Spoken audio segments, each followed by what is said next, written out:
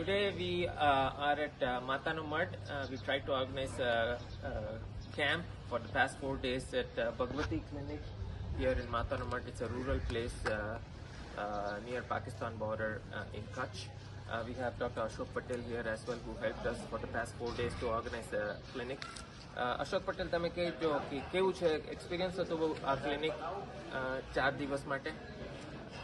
અરે બહુ મસ્ત રહ્યું. અહીંયા આસપાસની પબ્લિકને પણ સારામાં સારી સુવિધાઓ મળી ને સાહેબનો જે એક્સપિરિયન્સ હતો એ પેશન્ટોને ખૂબ મજા આવી. પેશન્ટો તમારું અહીંયા એક્સપિરિયન્સ કેટલા વર્ષથી છે અશોકભાઈ? હું છેલ્લા 18 વર્ષથી અહીંયા પ્રેક્ટિસ કરું છું માતાનામઢની અંદર, પણ આ કેમ્પની અંદર બહુ જબરજસ્ત મજા આવી. અહીંયા તમારા સારવારમાં શું પ્રોબ્લેમ થાય છે? તમે એકલા છો અહીંયા તો પેશન્ટ માટે? પેશન્ટમાં કાર્ડિયક કેરેસ્ટવાળા પેશન્ટ હોય છે તો અહીંયા તે જો સુવિધા સારી મળે તો ત્યાં પહોંચી શકે, નહીં તો અહીંયા જ કોલેપ્સ થઈ જશે. અને લગભગ કેટલું કલાક થાય છે મેજર સેન્ટર પહોંચવા માટે? ત્યાં તો 2-2.5 કલાક નીકળી જશે. ઓકે. અહીંના લોકોનું ટ્રેનિંગ છે કાર્ડિયાક અરેસ્ટ માટે, કાં તો બીજું કોઈ ઇમરજન્સી માટે, એઝમા એટેક હોય એના માટે ટ્રેનિંગ છે? કોઈ ટ્રેનિંગ સેન્ટર નથી સર. ઓકે. અને તમે ફ્યુચરમાં કઈ રીતે તમે એક્સપેક્ટ કરો છો આ ફાઉન્ડેશનના લીધે તમારું હેલ્પ? જો આપણે ફાઉન્ડેશન જો આપણે હેલ્પ કરે તો અહીંયાની પબ્લિકને સારામાં સારો લાભ થઈ શકે સર, અને ખાસ જરૂર છે. ઓકે.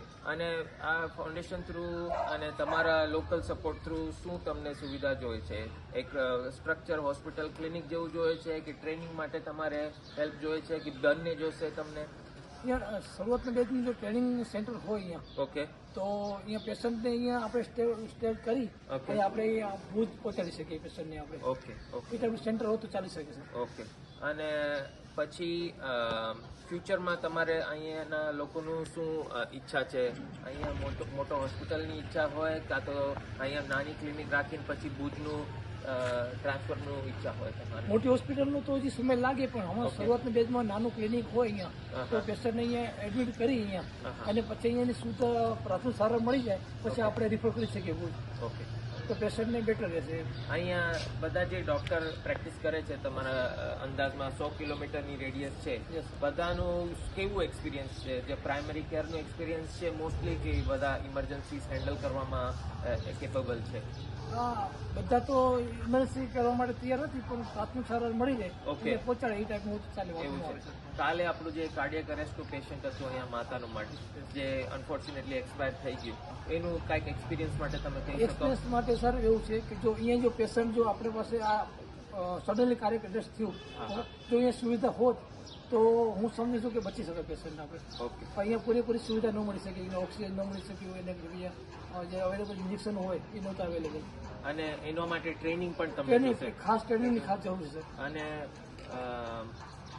નર્સિંગ સ્ટાફ પણ એવી રીતે ટ્રેનિંગ વાળા હોય, કારણ કે ઇમરજન્સીમાં આઈવી નાખવાનું હોય બધું. મારે કાલે તમે જોયું કે કઈ રીતે નાખવું પડ્યું.